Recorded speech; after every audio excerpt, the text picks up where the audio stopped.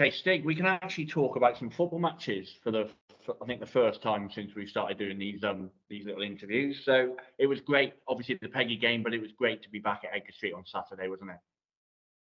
Yeah, really good to be back at Edgar Street. I mean, the Peggy game was a really enjoyable afternoon.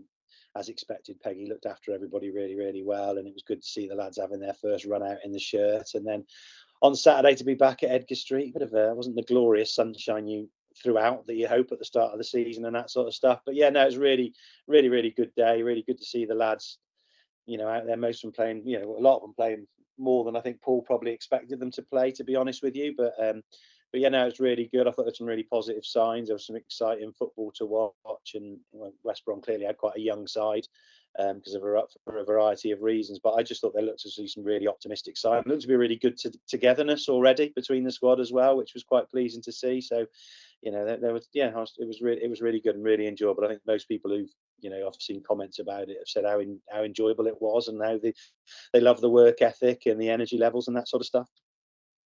Yeah, in terms of like the team bonding and that, I noticed that when we scored the goal, Paul was making sure that all the players went over to celebrate. It's not necessarily something you see in pre-season, but he obviously sees it as quite a key part of kind of getting the players together and all together. But the spirit in the dressing room seems to be fantastic. I was around there before the game when the players were turning up. They were getting all their new Kappa training kit, and they were delighted with that. So yeah, it's all quite positive at the minute, isn't it? And it's great to win. No matter if it's a young West Brom side or not, it's still good to get 2 goals and get the win. Yeah, 100%. It's quite interesting actually, because I said to Paul about, they look like they've got togetherness, and he said, yeah, that's because they all hate me at the moment. He said when they do all the running in pre-season, they're all in it together, and they've only got each other to support each other. They all look at me and hate me, but they've all got each other for support. So he said it's a good way of bonding people, the running kind of thing. He said all their anger and ire can be aimed at me as the manager because I'm the one who's making them do the extra and that sort of stuff. But yeah, no, it was really good to see. There's to be a few decent characters in the dressing room as well. Looking at speaking to one or two of them already. There's a few characters, very different characters as well. So I think there's a really good mix. I think there's a really good mix across the kind of age-wise as well. I think you've obviously got the senior pros who've had long successful careers, and then you've got the younger lads who are still striving to be the very best they can. So yeah, no, interesting times, and I think it was felt very positive from a football perspective. Obviously, the one, the clear negative was poor old Willow coming off with what looked to be a knee injury. I think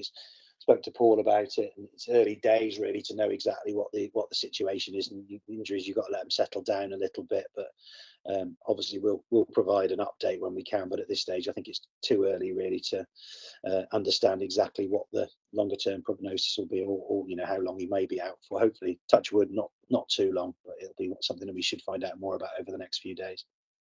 Yeah, he did pop to A&E after the game, obviously on crutches as well, but that's precautionary, take the weight off it and everything. But yeah, I think hopefully it won't be too long, and we'll know kind of the extent of that. Looking at the attendance, over 1,000, which was decent for the friendly. I know we both seen kind of the negative comments online about some of the pricing. So we'll face that. I think from our point of view, we have the same cost base for pre-season friendly as we do for a game, don't we? Yeah, it's a really difficult thing, and as you say, we'll reflect on where we pitch the prices at. It wasn't in any way done to try and sting people or anything like that. But as you say, Edgar Street's a big ground with a big infrastructure, and actually it isn't really any cheaper to host a pre-season friendly than it is to host one of our league games, especially when you're not entirely certain how many away supporters might be coming along. You've still got the same number of stairwells, and you've still got the same number of gates, and you've still got all that sort of stuff. And so I've seen one or two people comparing the prices we charge to the price some of the smaller clubs charge, but they just don't have the same infrastructure costs that we do. I mean, you can have 750 people at a smaller ground. You don't need a steward.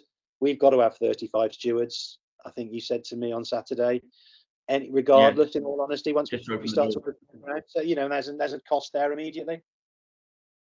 Yeah, that's it. I mean, we did shut the away end and put them in D block because that makes a very small saving on the stewarding.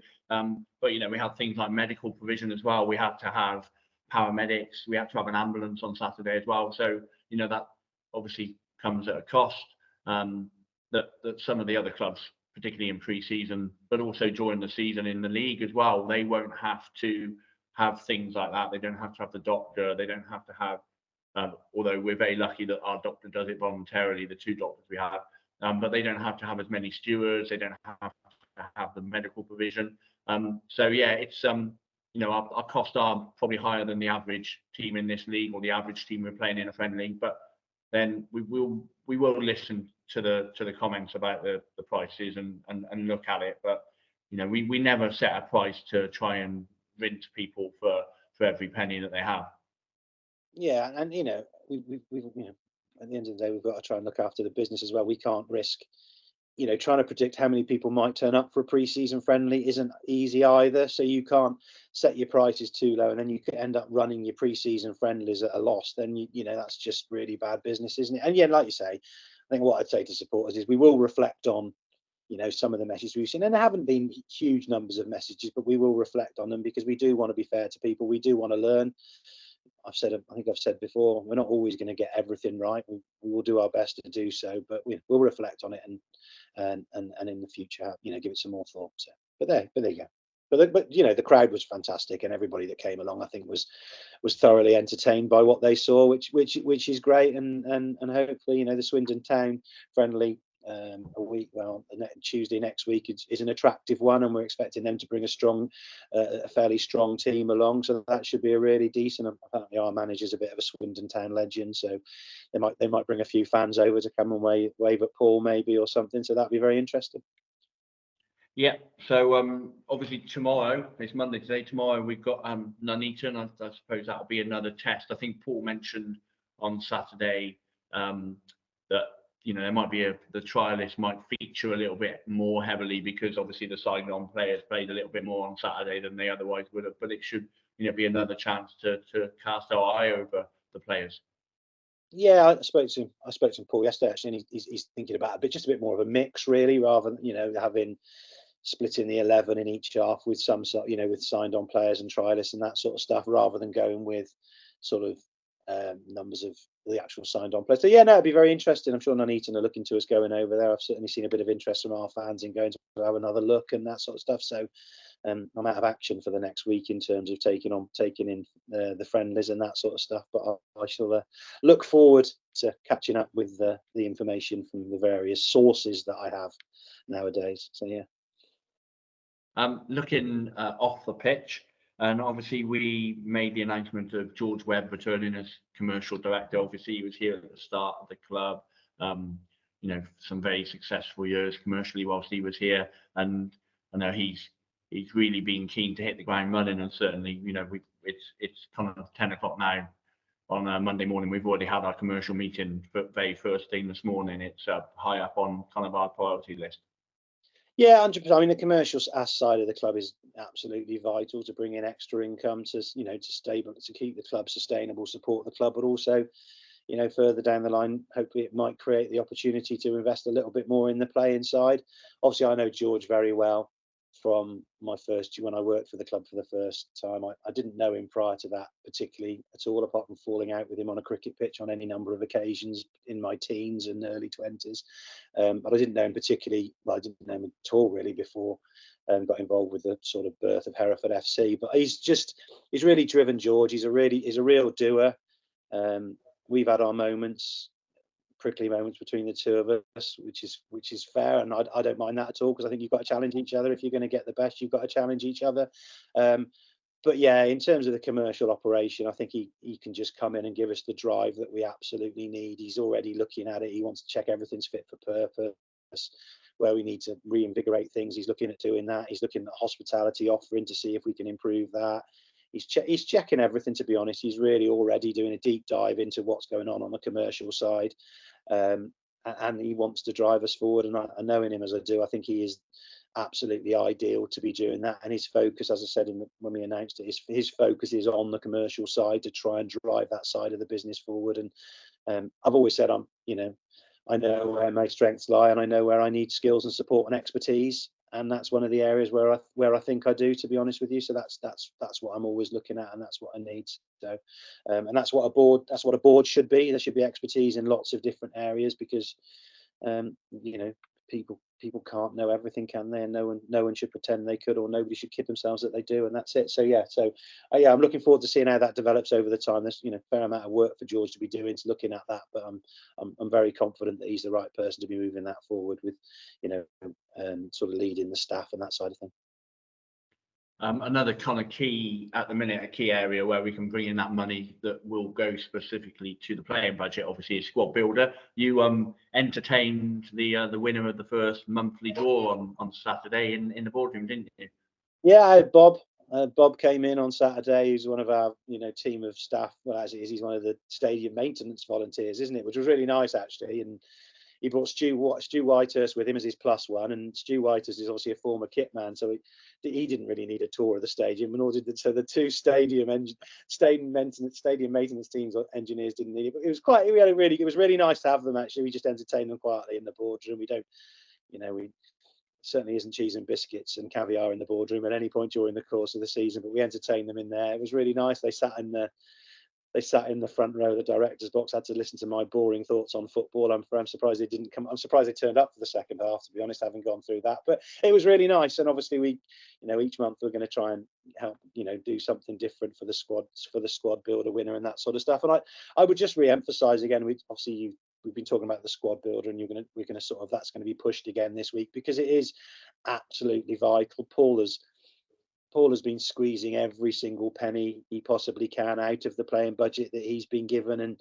you look at some of his signings on Saturday and you think, this is impressive. But what I'd say to supporters is, if there is any more support that you can offer to support Paul and support the playing side while we try and look after the business side, it would be absolutely fantastic, because I hope everybody can see the work he's been doing in terms of the players he's brought in already. And he's talked about he would like at least another one if he possibly can do, and squad builder could be the thing that helps gets another deal over the line or something like that moving forward. So yeah, if you can, I mean, we've already done, I think you said we're up around £30,000 potentially now, maybe 29 and a half, £30,000, which is absolutely brilliant.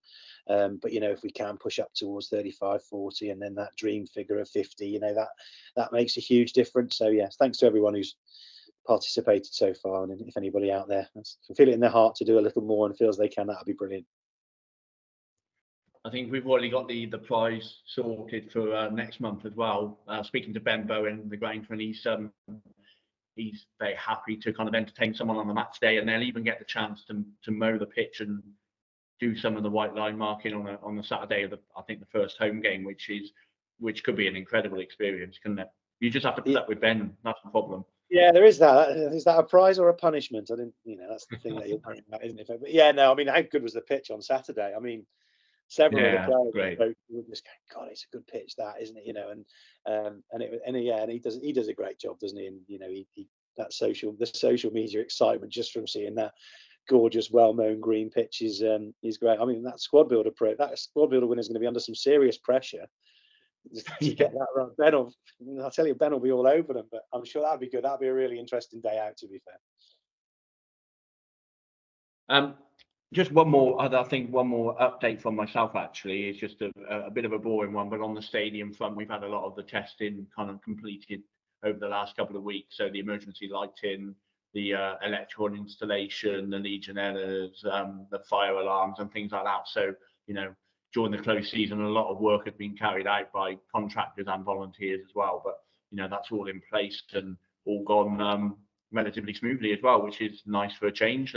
Normally we get kind of reports done that throw up unforeseen works, but touch wood, not at the moment.